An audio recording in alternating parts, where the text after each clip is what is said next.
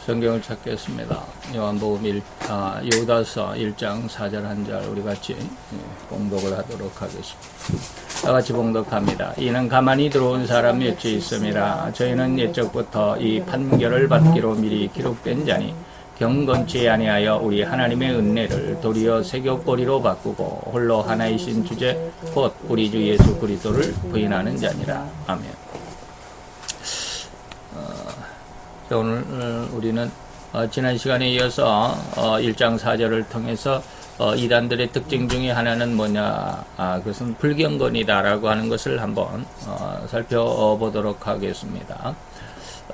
불경건한 저희들이다, 경건치 아니하다라고 이렇게 말을 했는데, 이들은 옛적부터 이 판결을 받기로 미리 기록된 자다. 이 판결을 받기로 미리 기록됐다라고 하는 말씀을 우리가 잘 이해할 수 있어야 되는데, 이 말을 이 말씀 속에 우리가 자칫 뭐라 그럴까, 여기에서 예정이라고 주장하는 사람들도 나올 수 있고, 또 예지라고 주장하는 그런 해석들이 나올 수도 있습니다.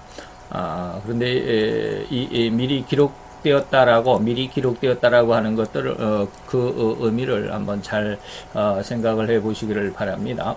그래서 이 말씀은 하나님이 구원하실 자에 대한 예정, 그래서 택하시고 예택이라고 그러죠. 미리 정하셨고 미리 택하셨다. 그리고 부르심에 대한 그 어떤 상대적인 말씀이다라고, 다시 말하면 하나님께서 이렇게 기록을 해놨다라고 하는 것입니다. 그래서 성경 전체적인 어떤 그 내용 안에서 하나님의 예정에 대한 말씀들을 우리가 한번 발췌를 해본다면, 세상을 짓기 전에, 창세 전에, 창세기 1장 1절 이전에 이 말이죠. 세상도 짓기 전에 하나님께서 나를 이미 정해서 누구의 아들로, 그리고 어떠한 세상에서 살아갈 수 있도록 하신 하나님의 뜻이 있다. 이것을 우리는 창세전의 예정이다라고 말합니다.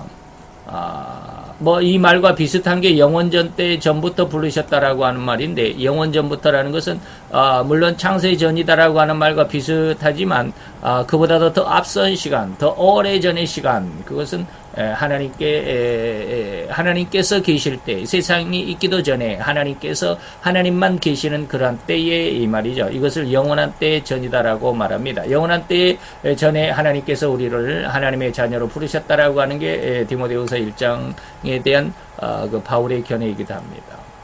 또 복중에 짓기 전에, 내가 내 어머니의 복중에, 내 어머니의 뱃속에 잉태되기도 전에, 그러니까 나라고 하는 한 사람의 존재가 어머니 뱃속에 잉태되어서 수정이 되어서 딱 착상이 되는 걸 잉태라고 그러죠. 그러면 그때부터 내가 내 어떤 존재를 가질 수 있다라고 말할 수 있는데, 그때 전부터, 다시 말하면 내가 어머니 뱃속에 들어가기도 전에 이 말이죠. 하나님께서 나를 이미 세상에 내보내실 것을 하나님께서 예정하시고, 누구와, 어떤 남자와 어떤 여자, 쉽게 말하면 이제 내 아버지와 내 어머니를 만나게 하셔서 그로 인해서 내가 어느 순간에 세상에 태어나게 하셨다라고 하는 것이 바로 복중에 짓기도 전에, 내가 잉태하기도 전에 이 말이죠.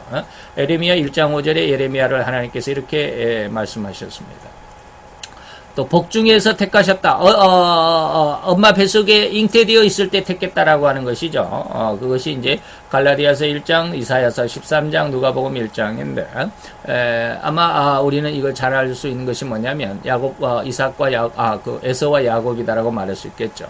그 뱃속에, 어머니 리브가의 뱃속에 있을 때 하나님께서 작은 자를, 다시 말하면 동생 야곱을 선택했다라고 하는 그런 내용들입니다. 그 다음에 이제 태에서 나옴으로부터라고 하는, 내가 세상에 살아갈 때, 세상에 살아가면서 하나님께서 어느 순간에 나를 부르셨다라고 하는 것입니다. 이사야서 49장인데, 자, 사도행전의 기자는 누구예요? 사도 바울이죠. 사도행전의 기자는 사도 바울이 아니라 누가입니다. 누가. 자, 누가는, 다시 말하면 사도행전의 기자는 하나님께서 다윗을 만나는 그 순간 하나님의 마음이 매우 흡족했다라고 사도행전 13장 22절에 말씀하고 있습니다. 그래서 다윗이 태어난 후에, 태어나서 이제 세상을 살아가면서 어떻게 보면 우리가 다윗이 누굽니까? 사무엘의 기름 부음을 받을 때 다윗이 이새의 7번째 아들로서 막내둥이죠. 막내둥이로서 형들은 다 집에서 사무엘을 만나고 있었는데 막내 다윗은 양 치는 양우리 옆에서 양을 치는 그러한 일을 하고 있었다라고 하는 것이죠. 그래서 바로 그때 하나님이 그를 택했다라고 하는 것이죠. 그래서 이것은 다윗이 태어난 후에 그를 택하였다라고 하는 것으로 물론 이것은 이러한 내용들 다시 말하면 다윗을 만나니 내 마음이 합했다라고 할 때 다윗을 만나는 그 순간 하나님께서 다윗을 선택한 것이기도 하려니와 이미 하나님은 만세전에 다시 말하면 영원 때 전부터 이 말이고 또 어떻게 보면 창세전에 이 말이죠. 하나님께서 다윗을 예정하시고 또 다윗이 세상에 살아갈 때 하나님께서 또 그를 택하셨다라고 하는 것으로 우리가 말할 수 있습니다. 또 그렇죠. 그 다음에 또 바울도 하나님께서 택했는데 하나님께서는 바울을 이방에 전할 나의 택한 복음의 그릇이다라고 이렇게 사도행전 9장에도 말씀하셨죠. 그리고 로마서 8장에 보면 이제 이것이 바로 로마서 8장을 공부하면서 칼빈주의와 알미니안주의 그러니까 장로교와 그 감리교나 또 성결교 또 순복음교 이쪽 계통의 알미니안주의의 그 어떤 교리들이 첨예하게 대립하는 그런 모습이 바로 29절 30절입니다. 다시 말하면 하나님께서 미리 아셨다라고 하는 걸로 인해서 예지라고 말합니다. 그리고 그 아들의 형상을 본받게 하기 위하여 우리를 정하셨다라고 하는 예정이라고 말합니다. 그래서 예정이다라고 말하는 알미니안주의의 주장도 있고 이것을 반대로 예정하셨기 때문에 예지하시다라고 하는 칼빈주의의 주장도 있습니다. 어떻든지 예지와 예정, 예지 먼저 하시고 예정하셨다. 아니면 예정을 먼저 하시고 예지하셨다라고 하는 것이 좀 일반 성도들의 귀에는 이게 도대체 뭐냐라고 이렇게 좀 헷갈릴 수가 있는데 어쨌든지 하나님은 예지하시고 예정하셨거나 다시 말하면 반대적으로 예정하셔서 예지하셨거나라고 하는 이런 순차적인 이랬기 때문에 이런 결과다. 저랬기 때문에 저런 결과다라고 하는 이런 순차적인 하나님이 되실 그렇게 해석해서는 안 된다는 거죠. 하나님은 예지, 예정 또는 예정, 예지 이렇게 우리 인간의 글로서 표현할 때 이렇게 말하지만 예지하셨고 예정했다라고 하는 말이나 예정하셔서 예지했다라고 하는 말로 인간적인 어떤 입장에서는 이렇게 말할 수 있지만 하나님한테는 예지, 예정이다, 예정, 예지다라고 이렇게 순차적으로 되어갈 수가 없습니다. 하나님은 동시입니다. 그냥 예지 속에 예정이 있었고 예정 속에 예지가 있었습니다. 하나님 그 존재 자체를 우리가 이해를 해야 되는데 이것이 이해가 안 되니까 인간은 이해가 안 되니까 인간의 모습으로 하나님을 이해를 하려고 하다 보니까 로마서 8장 29절 30절에도 그렇게 기록을 한 겁니다. 예지하셔서 예정했다. 예정하셔서 예지했다라고 하는 말로 인간이 표현하는 모습이지 칼빈주의의 교리가 맞고 뭐 알미니안주의의 교리가 좀 틀렸다 아니면 반대적으로 알미니안 교리가 맞고 칼빈 교리가 틀렸다라고 이렇게 말하기는 좀 곤란하죠. 그렇게 말하면 나중에 하나님께서 바울을 통해서 말할 때 너희의 신나와 족보에 창념하지 말라라고 했는데 이렇게 서로 예지 예정이다 뭐 예정 예지다라고 이렇게 싸우는 것은 족보에 해당합니다. 족보를 가지고 다시 말하면 나는 칼빈주의다 나는 뭐 알미니안주의다 뭐 이렇게 족보를 가지고 서로 싸우는 그런 안타까운 결말이 이룰 수밖에 없기 때문에 성경이 금하는 일이죠. 그래서 우리가 자세히 잘 생각해 보면 하나님은 절대로 순차적인 하나님이 아니십니다. 하나님도 어떤 것을 아셨기 때문에 정한 그런 어떤 순차적 또 정했기 때문에 아신 뭐 이런 순차적인 하나님이 아니시다. 그냥 하나님 안에는 그냥 예정과 예지가 한꺼번에 계셨습니다. 예지와 예정이 한꺼번에 계셨습니다. 이것을 우리가 잘 이해를 할 수 있어야 되고, 그래서 이런 어떤 족보에 대한 어떤 그 분란 이런 것 속에서 우리가 벗어날 수 있어야 되죠. 어쨌든지 이렇게 해서 그런 많은 형제 중에서 맏아들이 되게 하려 하심이니라 또 정하신 그들을 또한 부르셨다. 여기서 이제 예정하신 분 예정하셔서 부르시고 그들을 또한 의롭다 하셨다. 예지하셨다라고 하는 것이죠. 앞에서는 예지 예정 그리고 뒤에서는 예정하셔서 부르셨다 아셨다. 예지 이렇게 말하는 것으로 이 부분에서 우리는 하나님을 그 인간적인 어떤 입장에서 인간적인 어떤 한계로 딱 틀을 묶어버리는 그런 실수를 하지 않도록 해야 된다고 하는 것이죠. 뭐 지금 로마서 강의하는 것은 아닌데 어쨌든지 하나님께서 예정하시는 이러한 모습들을 보게 됩니다. 그래서 부르신 그들을 또한 의롭다 하시고 의롭다 하신 그들을 또한 영화롭게 하셨다라고 하는 인간의 신앙의 성장의 어떤 과정이라고도 볼 수 있는 그러한 일들을 하셨습니다. 본서의 문안에서 수신자를 뭐라고 그랬느냐? 부르심을 입은 자라고 우리가 이미 말했습니다. 그래서 부르심을 입은 자가 누구냐? 하나님의 사랑을 얻고 예수 그리스도를 위하여 지키심을 입은 자다라고 이렇게 말했는데 이것은 수동형이다라고 말씀을 드렸죠. 예? 능동형이 아니다. 수동형이다라고 하는 것이죠. 그래서 하나님의 예정 안에 있던 자들을 하나님께서 부르신 것이다. 이것을 이제 칼빈주의에서는 예지다라고 이렇게 말하는 것이죠.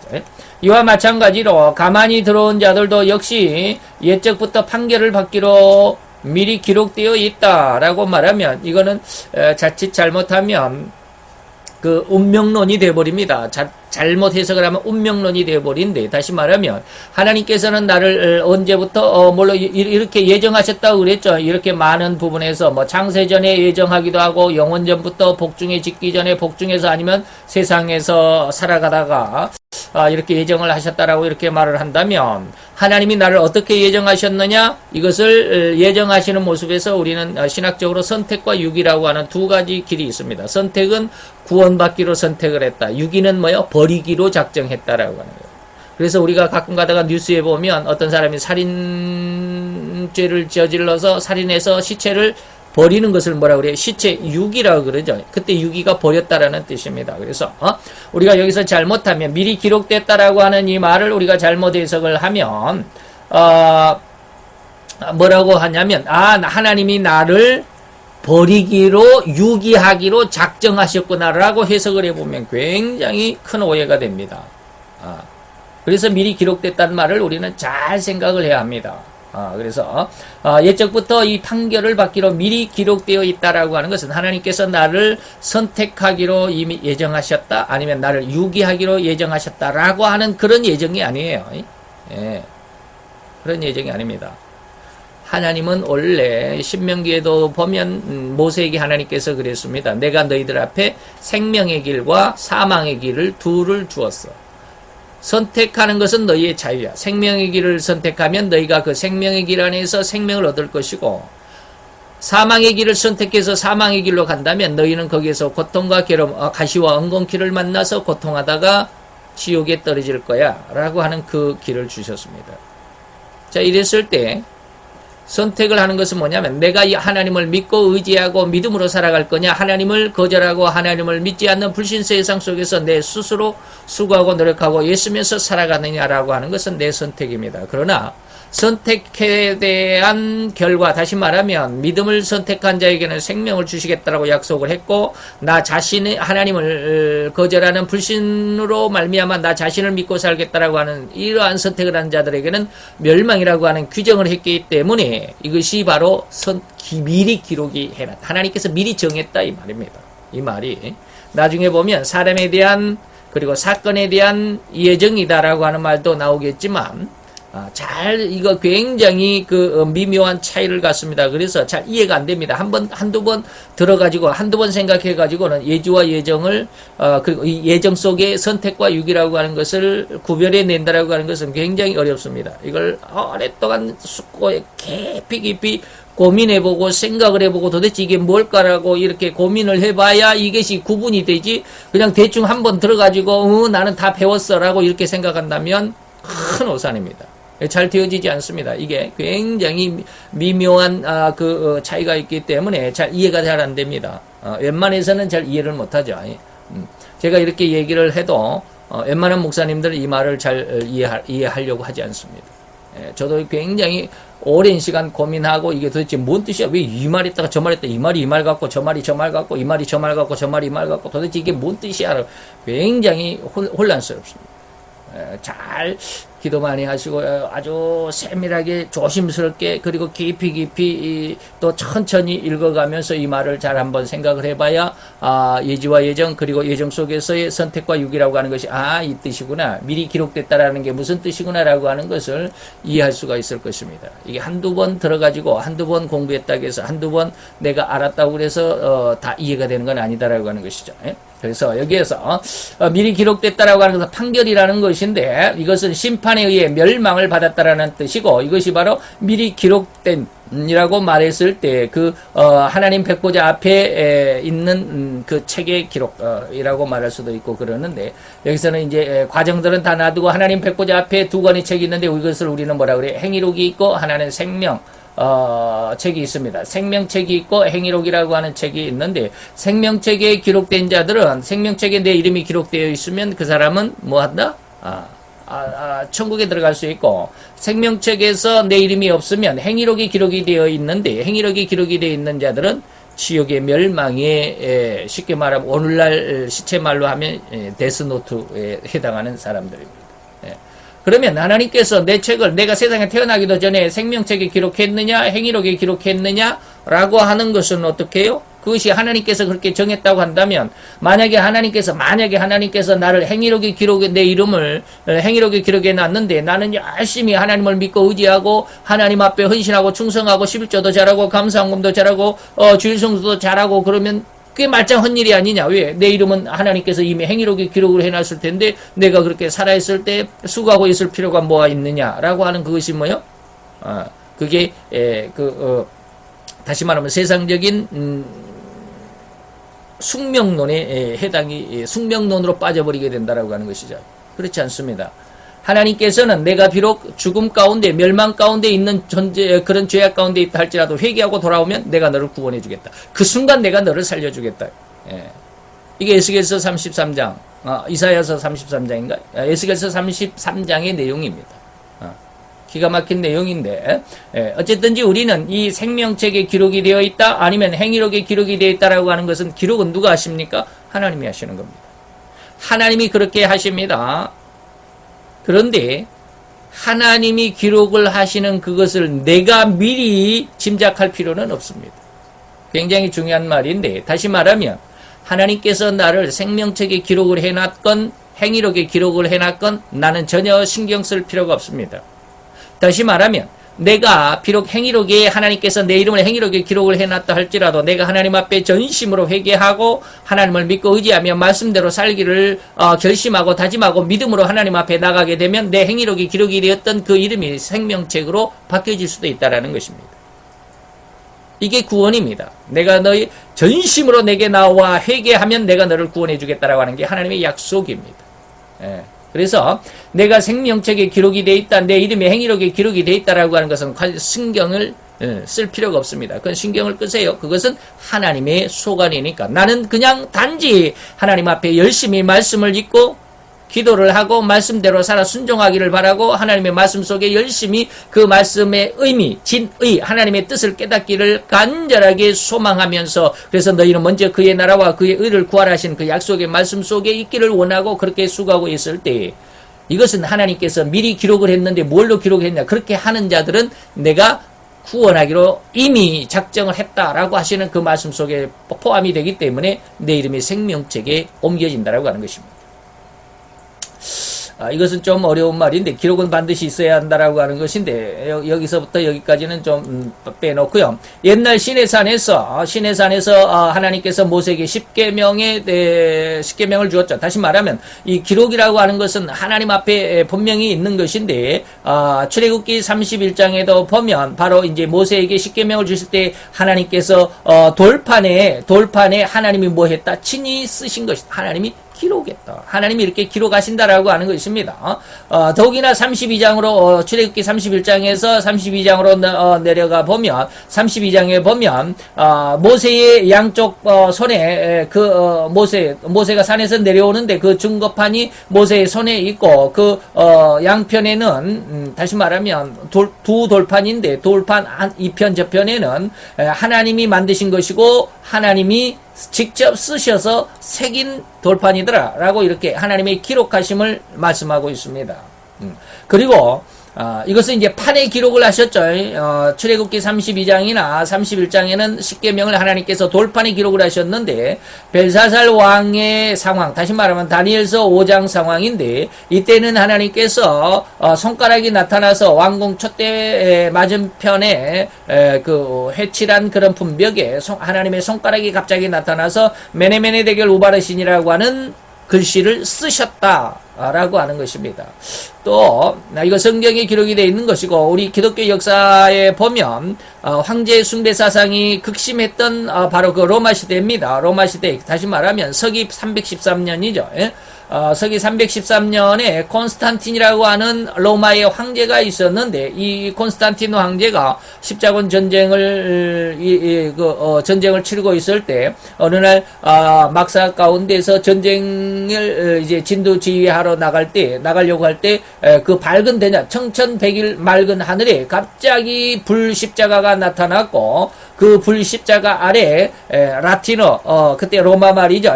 로마 글자로 엔토토니케라고 하는, 다시 말하면 십자가로 승리해라라고 하는 그런 그 말씀이 쓰여지기도 했습니다. 그래서 그때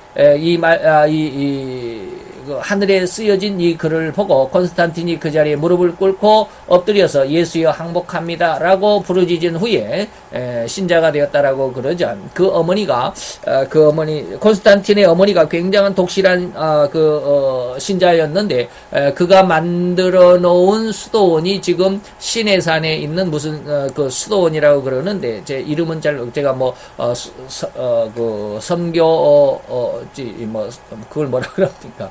선교 여행을 갔다 오지 않아 가지고 제가 잘 모르는데 한번 볼까요? 죄송합니다만은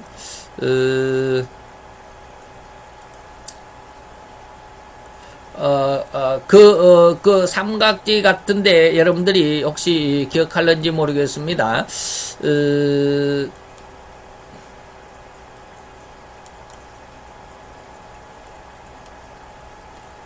왜 이렇게 빨리빨리 안 뜨나 모르겠네요. 이집트와 그 사우디아라비아의 사이에 그 삼각만 있는데 바로 여기입니다. 이스라엘이 있고 이스라엘이 있고 하는 여기가 이제 그 바데스 가네아라고 하는 쉽게 말하면 광야 40년 동안 유대 백성들이 그 뺑뺑이를 돌았던 40년 광야 생활을 했던 곳인데 여기가 엘 샤이크라고 그렇게 돼 있는데 여기가 바로 쉽게 말하면 모세의 시내산이라고 불리는 곳이 여기가 있는데 여기 근방에 여기가 있다고 그래요. 여기가 있다고 그러는데 저는 선교지 여행을 안 가가지고 여기를 잘 모르겠습니다. 잘 모르겠는데 여기가 그렇다고 그래요. 그런데 거기에 여기에 있는데 여기 어디가 잘 지금 나오지는 않겠지만 더 키워보면 여기가 아마 그 수도원이 하나 나오게 될 겁니다. 엘쉐이크인가 모르겠네요. 여기를 선교 여행을 하면서 많은 분들이 여기가 이게 시내산이다라고 가면서 거기에 아마 이건가 모르겠네요. 그 수도원이 하나 있는데 그 수도원을 지어드신 분이 누구냐면 바로 이 콘스탄틴 황제의 어머니 황후가 바로 그 많은 돈을 들여서 거기에 지었다고 그러죠. 그런데 바로 이제 그러한 황제 숭배 사상에서 믿음으로 되돌아온 사람이 누구냐면 313년 서기 313년에 콘스탄티노 황제인데 이때도 하나님께서 이 하늘에 맑은 하늘에 글을 쓰셨다라고 하는 것이죠. 이같이 하나님은 벽에도 쓰시고 돌판에도 쓰시고 하늘에도 쓰시고 또 우리 마음속에도 쓰십니다. 그런데 그건 잠시 후에 그리고 이렇게 자유로이 사람의 글자로 사람이 알아볼 수 있는 글자로 하나님께서 쓰십니다. 이렇게 보면 이런 기록이라고 하는 것은 뭡니까? 무엇인가를 알게 하는 그런 표식이죠. 표식입니다. 그래서 아는 그 인식, 안다라고 하는 이것은 또 기록 이상의 기록이 될 수도 있는 것이죠. 그래서 사도 요한은 계시록 2장에 귀 있는 자는 성령이 교회들에게 하시는 말씀을 들을지어다. 이기는 그에게는 내가 감추었다는 만나를 주고 또 힌도를 줄 터인데 그 돌 위에 새 이름이 기록한 것이 있다. 기록이 되어져 있다. 흰 돌 위에 기록이 되어져 있는데 이것은 받는 자밖에는 그 이름을 알 사람이 없다라고 그랬는데 이것은 참 미스테리한 것이지만 요즘도 은혜를 받은 사람 외에는 그 은혜가 무엇인지 잘 모릅니다. 저 사람은 내가 분명히 은혜를 받았다고 그러는데 그 말을 듣는 사람은 그걸 잘 이해를 못하게 되는 그런 경우가 똑같기도 하죠.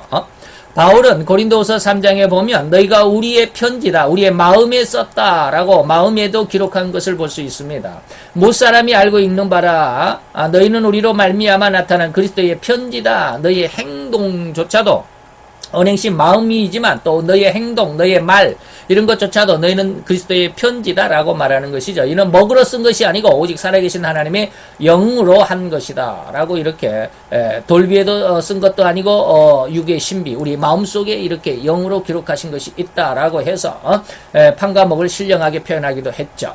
바울은 자기 몸에 그리스도의 흔적을 가졌다라고 해서 자기 몸에 하나님의 기록을 말하기도 했고요. 마음과 이마에도 인간의 마음과 이마에도 하나님은 하나님의 이름을 인치신다. 계시록 1장에도 그랬고 7장에도 그렇고 그 다음에 13장에도 보면 사단의 인이 있기도 합니다. 그래서 이마에는 인이 있는데 기록이 있는데 이 말이죠. 기록이 있는데 이것은 하나님의 인도 있고 사단의 인도 있습니다.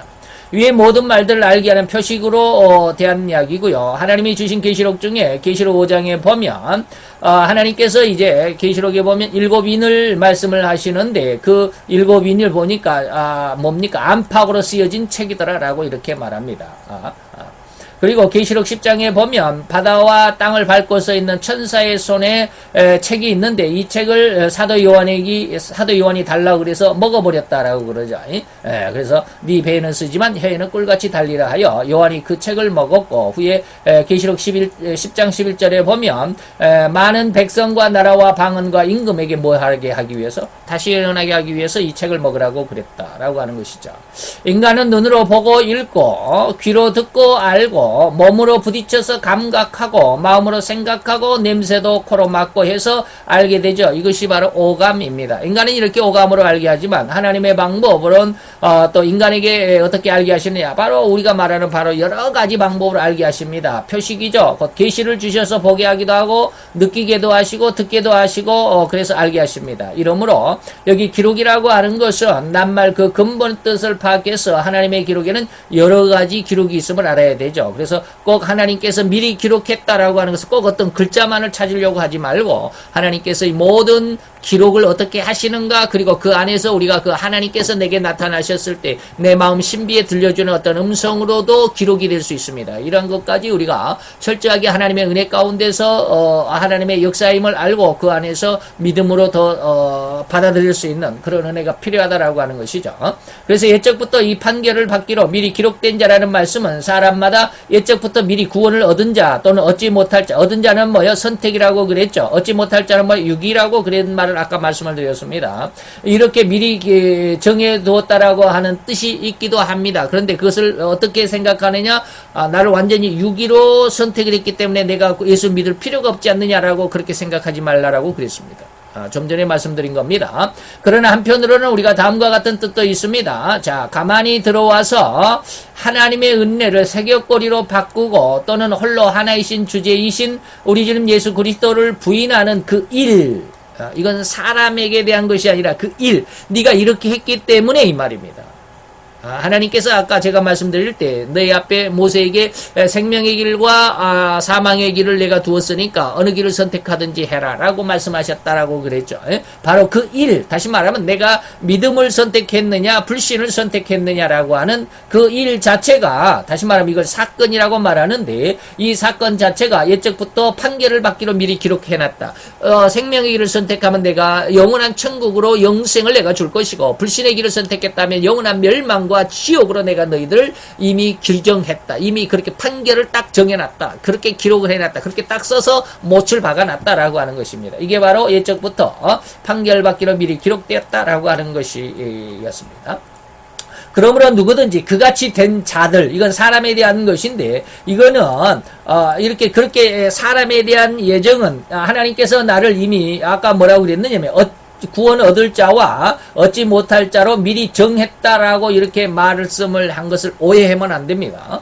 이것이 뭐냐면 그 사람에 대한 예정인데 이 사람에 대해 하나님께서 그 사람을 내가 그 악한 지옥의 멸망의 자녀로 내가 세상에 태어나게 하겠다라고 하신 것이 아니라 그러한 습성을 가지면 이 말입니다. 그 사람의 그 모습으로 되면 그런 어떤 습성, 하나님을 불신하고 하나님을 대적하고 하나님 공격하고 하나님 앞에 함께하지 않는 이러한 어떤 습성 속에 있는 사람은 그렇게 멸망으로 유기되게 하겠고 또 그러한 일, 그러한 하나님의 불신의 일들을 하는 그 같은 일을 하는 자들은 또한 사건이라고 말하는데 이 사건은 심판을 받을 것이라고 하는 그래서 사람에게와 그리고 사건에 대한 예정이라고 하는 것을 우리가 잘 알아둘 필요가 있죠. 그래서 사람에 대해서 또는 사건에 대한 예정이다. 이 두 가지가 예정이다라고 하는 것입니다. 그래서 자 경건치 아니하여 우리 하나님의 은혜를 도리어 세교거리로 바꾸고 홀로 하나이신 주제 곧 우리 주 예수 그리스도를 부인하는 자다.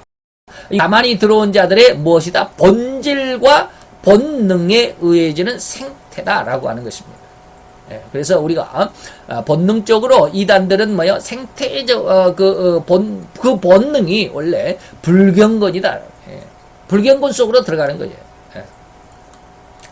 자, 경건이라고 하는 것은 이 경건이라고 하는 것은 그리스도의 영이 그 속에 있어서 정통 신앙가들의 당연한 본질과 본능에 의한 생태가 경건입니다. 불경건은 뭐예요? 그리스도의 영이 그 속에 없기 때문에 당연히 그 속에 포악과 폭력과 폭언의 모습으로 나타나는 그런 생태가 되겠죠. 이것은 뭡니까? 그렇게 그들의 마음 자체를 스스로가 절제하지 않았다라고 하는 것입니다. 경건으로 절제하거나 경건으로 훈련하거나 이런 일을 안 했다. 오히려 자기 마음의 감정, 악한 죄의 어떤 그 발동성에 그대로 자기 자신을 노출하고 세상에 어떤 큰 소리 치는 사람이 이긴다라고 하는 것처럼 세상에서 자기 어떤 이권과 야망을 달성하기 위해서 많은 사람들을 규합하기는 하지만 내 욕심은 버리지 않나. 내가 희생하고 헌신해서 많은 사람들을 이롭게 하는 것이 아니라 많은 사람을 내 밑으로 끌어모아서 그들을 희생시키고 내가 성장하려고 하는 이런 모습이 불경건이죠. 경건은 그 반대입니다. 많은 사람을 끌어모아서 내가 희생해서 그 사람들을 살려주려고 하는 게 경건입니다. 그래서 그 어떠한 습성, 다시 말하면 본질, 그 본능 자체가 다르죠. 경건과 불경건은 다릅니다. 그래서 경건은 바로 이렇게 성령이 있고 영이 있고 정통신앙과 당연한 본질이고 본능이 바로 경건인데 있불경건은 성령은 없고 육에 속한 자들이고 이러한 어떤 습성이 본질적인 것이다라고 하는 것이죠. 올바른 신자는 어려움이 있거나 핍박을 받아도 경건한 모습을 유지하지만 또 가만히 들어온 사람들은 결코 경건한 모양을 갖춘다 할지라도 그 속에는 그 경건을 유지할 수 있는 능력이 없습니다. 어느 순간에 가보면 그냥 울퉁불퉁하고 불평과 불만 속에서 자기 자신을 주체하지 못하는 그런 어떤 폭언, 폭력으로 나타나게 되죠. 이런 것들을 우리가 잘 한번 살펴볼 수 있게 되기를 원합니다. 아직은 우리가 하나님의 은혜 가운데 다 완성되지 못했기 때문에 때로 나타나는 그런 내가 하나님을 잘 믿겠다라고 수고하고 애쓰고 아주 열심히 애쓰는 그런 가운데서라도 때로는 우리가 그냥 막 화를 내기도 하고 감정을 폭발시키기도 하는데 그런 것까지 다 불경건이다. 그런 것까지 다 우리는 이단적인 모습이다라고 말할 수는 없어요. 이단적인 것이 뭐라고 우리가 오전에도 말씀을 드렸지만 초신자들 가운데 아직은 믿음이 완성되지 않을 가운데 뭐 그가 집사고 장로고 권사라 할지라도 아직은 완성되지 않는 신앙 안에서는 그렇게 할 수가 있습니다. 감정이 나타날 수도 있고 불평과 불만이 있을 수도 있습니다. 이런 것들을 잘 구분할 수 있어야 돼요. 이거 굉장히 예민한 것이기도 하거니와 아주 미묘한 것입니다. 그래서 여러분들이 많이 기도하지 않으면 이것을 분별해낼 수 없습니다. 예수님도 그냥 막 채찍을 만들어가지고 막 소나 양을 막 때리면서 하나님의 성전에서 데리고 나가라라고 막 화내고 그러니까 예수님도 저기 화내셨고 막 싸웠네, 채찍을 휘두르셨네, 막 그렇게 생각을 하면 좀 곤란하죠. 전혀 이걸 구분을 못하게 되는 거면 곤란합니다. 이걸 구분할 수 있도록 여러분들이 많이 성경 안에서 그리고 기도하면서 하나님의 은혜 가운데 깊이 빠져들게 되면 이런 것을 구분할 수 있는 은혜가 주어지게 될 것이라고 믿습니다. 자, 참 경건에 대해서 야고보는 뭐라고 그랬느냐면 아버지 하나님 앞에서 정결하고 또는 더러움이 없는 것이 경건이다. 그런데 그것은 어떻게 나타나냐면 고아나 과부를 환난 중에서 내 불쌍한, 다시 말해서 예수님께서도 나는 너희들과 영원히 함께하지만 네 옆에는 항상 가난한 자들, 거지와 그렇게 곤란을 받는, 핍박을 받는 그러한 자들이 많다. 그들을 도와주는 것. 그래서 예수님께서도 뭐라고 그랬느냐면 세상에 재물을 뭐라고 그랬어요? 불의하다. 불의한 재물로 무엇하라? 불의한 재물을 얻지 말라고 하는 것이 아니라 그 불의한 재물로 무엇하라? 친구를 사귀라.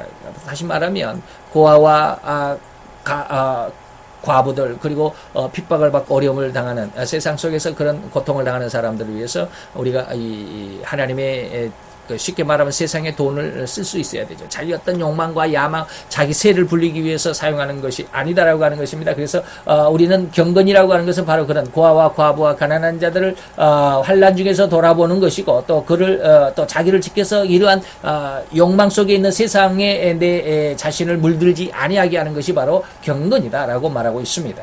경건치 아니하는 자들은 바로 고아와 과부를 멸시하기도 하죠. 그 다음에 오히려 과부의 가산을 삼키기도 합니다. 그래서 상대방 많이 모아가지고 그 상대방의 그 희생을 받아서 내가 성공하려고 하는 게 불경건한 자들의 모습입니다. 오로지 자기의 야욕을 채우고자 하는 목적과 그 목표에서 결코 떠날 수 없는 생태가 바로 불경건, 다시 말해 이단자들의 생태일 뿐이죠. 본서에서 가만히 들어온 자들은 바로 그런 불경건한 마음, 그리고 그 말, 그리고 그런 행동을 한다라고 14절에 이제 우리가 배우겠지만 그렇게 기록을 하고 있기도 하고요. 사도들도 말세에는 불경건한 자들이 많이 일어날 것이라고 베드로후서에 이야기했고, 경건이라고 하는 것은 하나님의 영에 속하고 불경건은 사탄과 육에 속한다라고 말할 수 있고요. 성도의 인내는 경건이 있어야 합니다. 성도는 경건이 있어야 하는데, 이 경건에는 또한 형제 우애는 또 뭐가 필요하냐면 사랑이 필요합니다. 형제 우애 다음에는 사랑입니다. 그래서 인내할 때는 경건하고 사랑이 풍성할 수 있는 그런 모습이 필요합니다. 그게 참다운 인내죠. 근데 꼭 그냥 얼굴 앞으로 내가 언젠가는 한번 너를 그냥 꼭 원수를 갚아줄 거야 하면서 자기 속에 무엇인가 앙심을 품으면서 참고 있는 것은 인내가 아닙니다. 그건 인내가 아니죠. 그래서 그러한 인내는 경건성이 없는 인내죠. 그것은 인내라고 말할 수 없습니다. 곧 인내할 때는 조용하지 못하고 자기 감정을 푹푹 사귀는 듯한 울퉁불퉁한 상황을 연출하면서도 참는다라고 하는 것은 경건의 인내가 아니죠. 불경건의 그냥 참는 거예요. 그거는 내가 그를 이기지 못하니까, 그를 당할 수 없으니까, 아직은 내 세가 약하고 내가 힘이 없으니까, 저를 당할 능력이 없고 저를 당할 힘이 없으니까 나는 그냥 저에게 굴복할 수밖에 없어. 이것은 인내가 아니죠. 또 경건은 뭡니까? 경건을 잘못하면 유화라고 하는 것은 무슨 뜻이냐면 서로 용서하고 사이좋게 지낸다라고 하는, 온유하다라고 하는 말과 비슷한데, 경건이라고 하는 것은 경건에 잘못하게 되면, 경건에는 참는다라고 할 때 인내한다라고 할 때 경건이 결핍되기도 쉬운데, 또 달리 보면 이 경건을 내가 거룩하게 경건만을 찾다 보면 이렇게 서로 사이좋게 지내는 이러한 면이 또한 결여되기 쉽죠. 이게 한쪽으로 이게 좋은 것이라 할지라도 한쪽으로 치우치면 이게 이쪽으로 나빠지고 저쪽으로 하면 저쪽으로 나빠지고, 인내라고 하는 것을 인내를 잘 해야 되는데, 인내를 한다고 해서 경건이 없어질 수도 있습니다. 끝까지 참는다고 하면서 경건 없는 인내가 있을 수도 있고, 경건을 하는데도 또한 내가 이렇게 거룩하게 전혀 다른 것과는 내가 곁눈질 하지 않을 거야 라고 하다 보면 상대방과 사이좋게 지내는 것이 좀 결여될 수 있는, 아무도 인정하지 않고 자기만의 아방공을 만들어서 자기만의 신앙, 자기만의 경건의 틀 안에 틀에 박혀버리는 이러한 상태가 경건을 잘못 행하는 그런 잘 되다가 잘 안 되는 걸 그런 우려를 범할 수도 있죠. 자, 그러나 불경건한 자들도 인내도 경건도 형제 우애도 불경건한 자들 그런 거 있을 수가 없다라고 하는 것이죠. 그리스도는 경건의 비밀이다. 그리스도는 경건의 비밀이고 그 경건의 본체다라고 하는 것 잘 이해 한번 해보시기 바라고요. 그러므로 디모데전서 3장에는 육신으로 나타난 바 되셨고 영으로는 의롭다 하셨고 천사들에게 보이셨고 만국에 전파되셨고 세상에서 믿음 바 되시고 영광 가운데 올리셨다라고 예수님께서 그 경건이라고 하는 것 본체를 디모데전서에서 사도 바울이 말하고 말하고 있습니다. 어쩐 자들은 또 경건을 자기만의 이익의 수단으로 생각하면서 꾸며내죠. 내가 이제 거룩한 척, 나는 정말 모든 것을 다 안 척, 나는 정말 하나님 앞에 정말로 아름다운 참다운 종인 것처럼 드러나는, 그래서 그냥 치장으로 거룩하게 하고 말도 그냥 또 거룩하게 하기도 하고 또 기도도 거룩하게, 이게 쉽게 말하면 가식을 쓰는 이러한 모습들이 참 많아 있게 됐다. 이것을 그 사도 요한은 계시록에서 뭐라고 그랬다고요? 음녀라고 표현을 했다라고 그랬습니다. 그 다음에 자족하는, 스스로 만족할 수 있는 그런 마음이 있으면, 작은 것을 가지고도 만족할 수 있는 그런 마음이 있으면 경건이 큰 이익이 있는 것도 사실 세상적인 것이라도 그런 유익이 있다라고 하는 것이죠. 그 다음에 아까 제가 말씀을 드렸습니다만, 우리는 망령되고 헛단한 신화를 버려야 된다라고 그랬는데, 족보와 신화라고 하는 의미는 이 세상에서 나를 더욱 돋보이게 하는 숱한 필요 조건들을 의미하는 게 신화와 족보입니다. 그래서 나는 어디 출신이다, 나는 장로교 출신이다, 나는 나 감리교 출신이다, 나는 어느 신학교 출신이다라고 하는 자기 어떤 이런 것들, 그리고 나는 누구누구를 알고 있다라고 하는 자기 어떤 인맥들을 자랑하기도 하고, 나는 이러저러한 사람이다라고 자기 어떤 능력과 자기 어떤 출신을 자랑하기도 하는데, 그래서 이것을 자기를 드러내는 데 도움이 될 것이라고 생각하는 모든 것들, 인간인 자신이 주체가 아니고 그 인간의 이면적이고 후면적인 것들로 말미암아 자기를 치장하는, 다시 말하면 까마귀가 공작새의 깃털을 막 꼽아가지고 내가 이렇게 예쁘다라고 말하는 것처럼, 자기는 그렇지 못하는데 주위의 어떤 배경들, 이면적인 것들, 후면적인 것들을 가지고 자기를 드러내려고 하는 것이 뭡니까? 신화와 족보라고 말하는 것입니다. 이게 허탄한 신화와 족보인데, 우리는 결코 이러한 것들을 버리고 오직 경건에 이르기를 연습해야 한다라고 디모데전서에서 사도 바울이 말하고 있죠. 그래서 경건이라고 하는 것은 뭐냐면 범사에 네가 유익하다. 금생과 내석의 약속이 있다. 그렇기 때문에 경건은 너무너무 중요하다라고 하는 것이죠. 범사에 바로 유익하다. 그리고 경건한 자에게는 주께서 시험에서 건져주시지만, 어려움을 이겨낼 수 있는 힘과 능력을 주시지만, 불의한 자나 불경건한 자에게는 형벌 아래 두어서 심판받는 날까지 가두십니다. 그랬다고 그래서 아니죠. 다니엘의 세 친구들이 그렇게 풀무부석에 집어 던져지는 어떤 그런 형벌을, 또 사자굴에 집어 던져지는 그런 형벌을 받았기 때문에 그들은 불경건한 자냐라고 이렇게 또 오해해서는 안 됩니다. 껍데기를 보고, 외형을 보고 이것을 판별할 수 있어서는 안 됩니다. 외형보다는 그 내면 속에서 과연 그 사람이 어떠한 삶을, 어떠한 믿음을, 어떠한 마음을, 어떠한 은혜를 가지고 있는가를 잘 살펴야 되는데, 이게 좀 분별하기가 너무 힘들죠. 여러분들이 많이 기도해 보시면 사람들이 대화하는 것, 말씨 속에서 한두 마디, 또 아니면 서너 마디 해보다 보면 그 사람을 알 수가 있게 된다. 자, 우리는 높은 자세나, 높은 척하는, 내가 나는 이렇게 하는 우쭐거리는 그런 자세나, 신령한 척하는 것이나, 경건한 모양을 꾸미는 외식이라고 한다라고, 또 회칠한 무덤이나 또 평토장한 무덤 같은 그런 양의 옷을 입은 이리가 되지 않도록 아주 주의해야 합니다. 아주 조심해야 합니다. 자기 자신을 안 감추고 그냥 막 드러내라라고 이렇게 말은 하지 않겠지만, 자기 자신을 그냥 무엇인가를 그냥 더 씌워가지고 자기를 드러내려고 하는, 껍데기를 진 면목이 아니라 화장하고 가면 쓰고 허울을 써가지고 내가 이런 모습이야라고 하는 자기 자신을 허울로 나타내려고 하는 이런 모습이 돼서는 안 되죠. 진실한 경건을 지니려면 가만히 들어온 자가 되지 않아야 되고, 자기 욕심을 가지고 있어야 되지 않아야 되고, 정직한 회개가 있어야 합니다. 그리고 건전한 복음, 믿음이 있어야 합니다. 그리고 성경을 근거하고 성령의 역사로 이루어진 은혜를 얻어야만 할 것입니다. 이것이 바로 경건의 가장 아름다운 기초, 출발이고 중심입니다. 이 은혜 가운데 있기를 바랍니다. 기도합니다.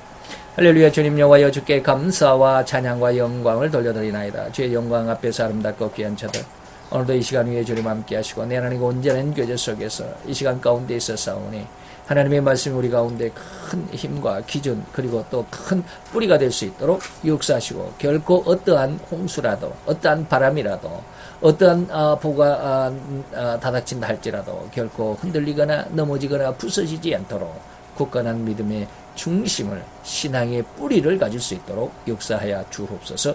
예수 그리스도의 이름으로 감사와 기도드려 싸움나이다. 아멘.